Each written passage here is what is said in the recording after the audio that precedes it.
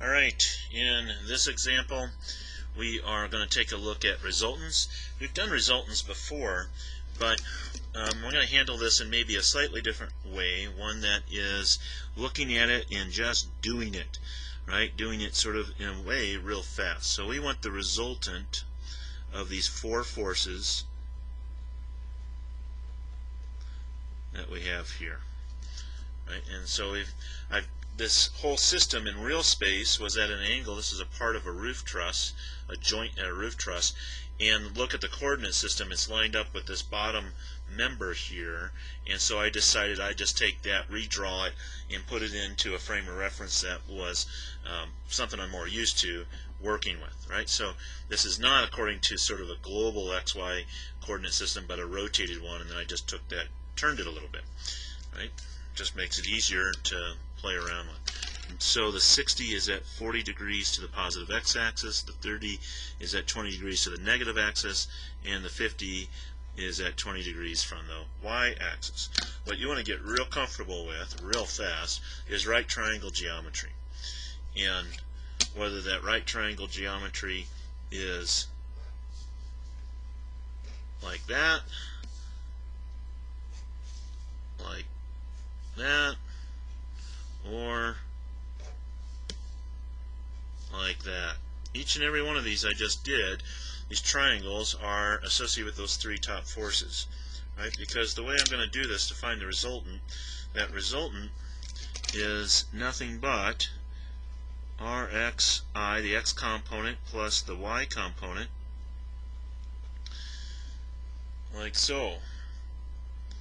And so I can do scalar math here if I just deal only with the x components of everything.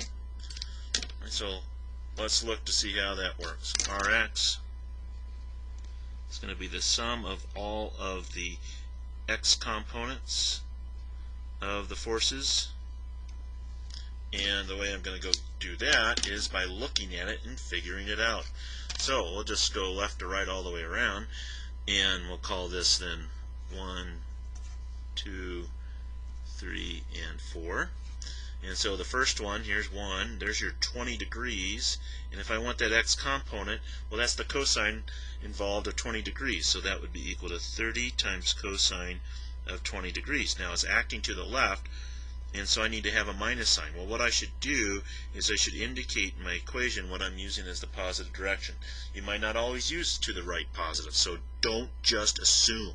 Document it. You've got to, and if you don't, you will get reduced in your performance evaluation. Be precise. Okay, enough of that. That was a little harsh. Alright, so there's number 1. Number 2 is also there at 20 degrees, and now look where the 20 degrees is. I don't want the adjacent one, I want the opposite one.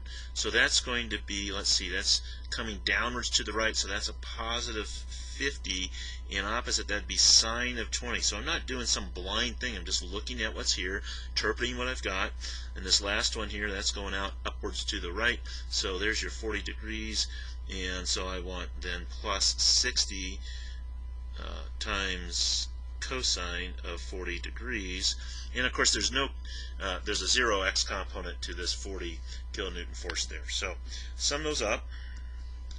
30, that's a minus, times 20 degrees cosine, plus 50 times 20 sine, plus 60 times 40 cosine. I'm not going to show you what it equals yet. I want to do a little quick guessing game here.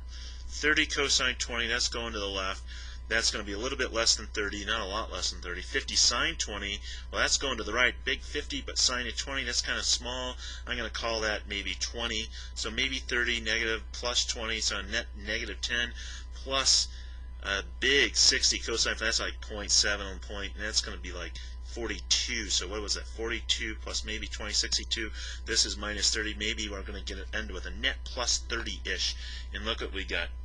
34.87. It's 34.87. And what units are we in? Kilonewtons. Alright, the plus means we're going to the right. That's what we had in the sign over here. Now I'm going to do something really goofy for you. That's going to be Well, I'm going to do it anyways. It's weird. I would normally never probably do this, but I'm going to take downwards positive just to illustrate how to do this and how to interpret it when you do something different. And so here we've got a, let's see, now downwards is positive and that's going upwards, so that'd be minus 30 sine of 20 degrees. We've got this 50 going downwards, so plus 50 cosine of 20 degrees. Notice how these are flip-flop from what we had before. And then we have the 60, that's going up, so in this new sine convention that'd be minus 60 sine 40 degrees. And then I've got this thing going up, so that's a minus 40. And so what do we get there?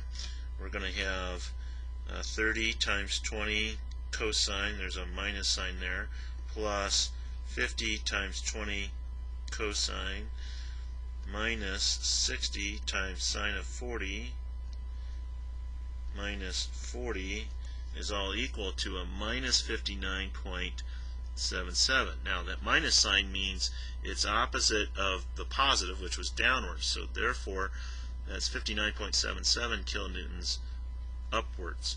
Let's see if that sort of makes sense. Big 60 going up, a little bit of 30 going up, big 40 all going up, and 50 coming down, most of it coming down, but we end up with all this big net positive going up. That makes a lot of sense. That feels about right.